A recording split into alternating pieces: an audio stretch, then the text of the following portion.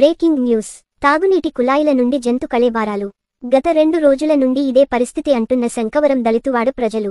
పట్టించుకోని అధికారులు. శుభ్రపరచని వాటర్ ట్యాంకులు. డయేరియా భయంతో వణుకుతున్న ప్రజలు. ఆచూకీలో లేని స్థానిక వైద్య సిబ్బంది. శంకవరం దళితవాడలో ఆందోళన చెందుతున్న మహిళలు.